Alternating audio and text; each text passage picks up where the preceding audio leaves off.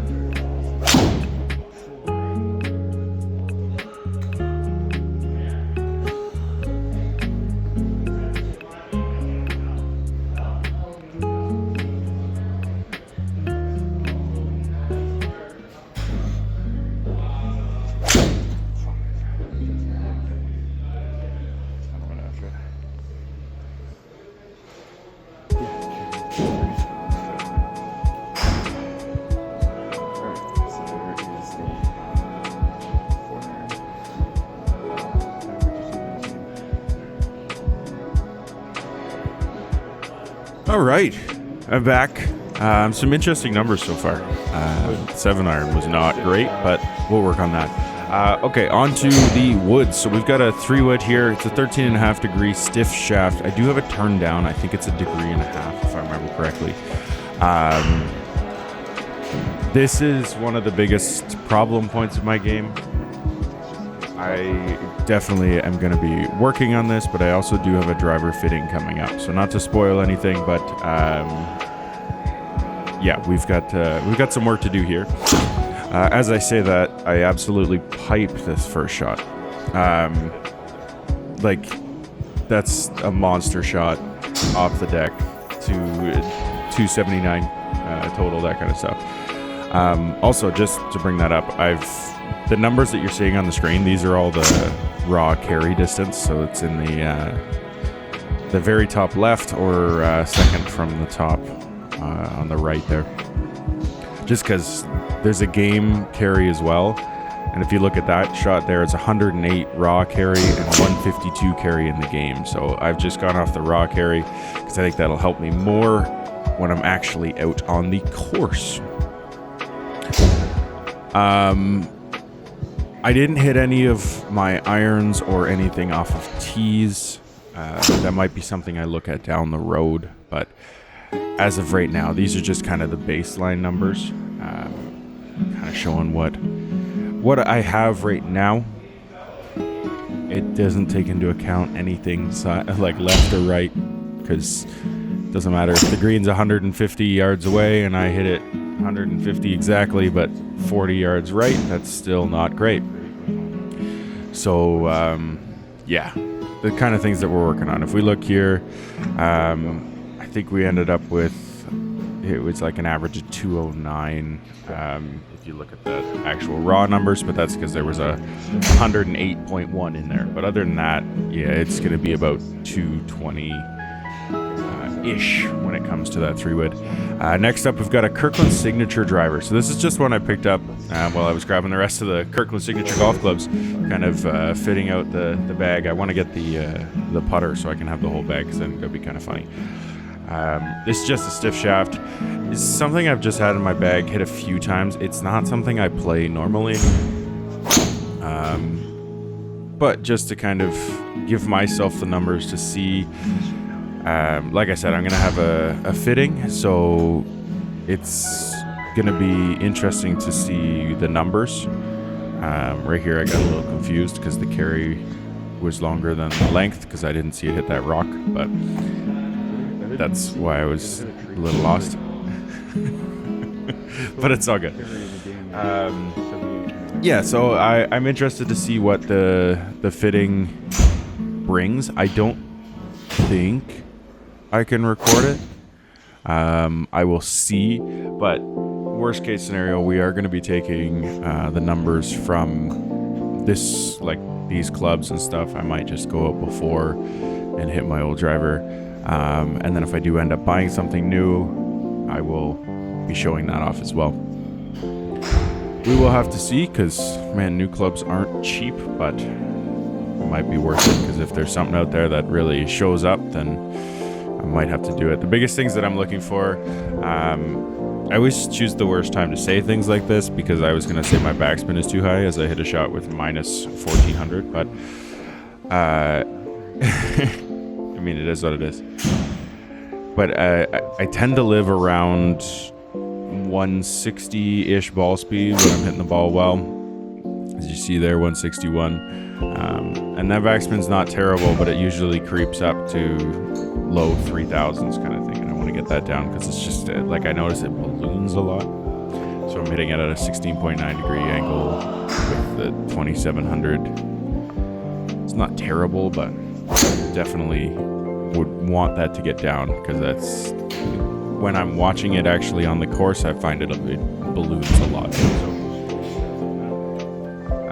after that, I'm going to look at trying to get rid of that lovely pull hook thingy, which for years, as I'm sure most people were, we're looking at like a 228 average there, but again, there was a 103 in the middle, so you're probably at about 245, 250 other than that. Yeah, it's actually gonna be higher than that. It's gonna be like 255. We go that one. Yeah, growing up, I had the classic slice. I was a baseball player, so just popping underneath the ball. So it just kind of flying out to right field thing. So I've been really trying to eliminate that, but now it's turned into turning over the ball, and sometimes my miss is now a hook.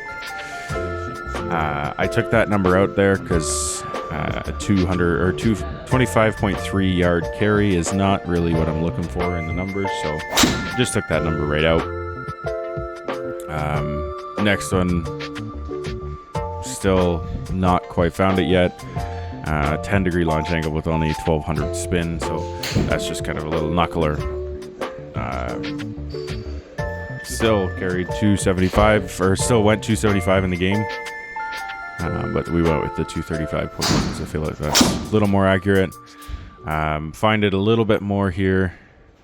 I guess I didn't specify. So this is the Cobra. So this club is an LTDx LS, and it is 10.5 degree. I have it turned down a degree and a half on this one as well. It is in the draw setting.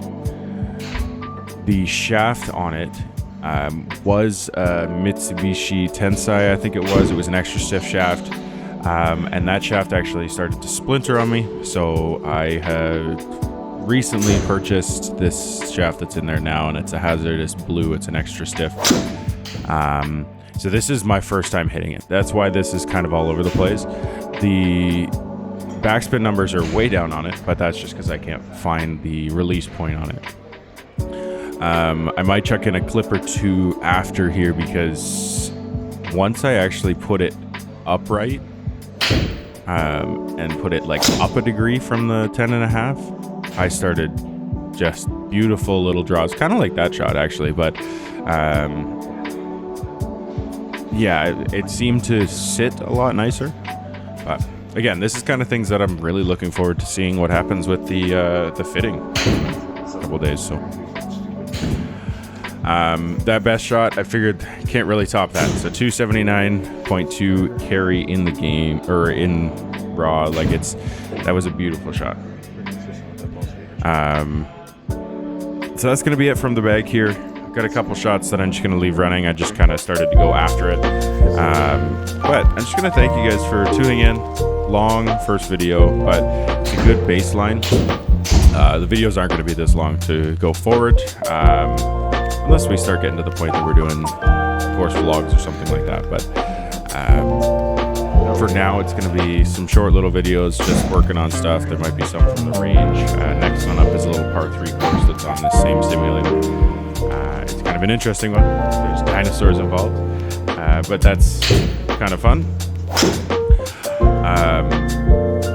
Along the journey, as well, I've been speed training, which is probably not the best thing when I'm trying to learn how to hit the ball as well. But I can tell you that around this time last year, my average ball speed, I was looking at 145, 150 kind of thing.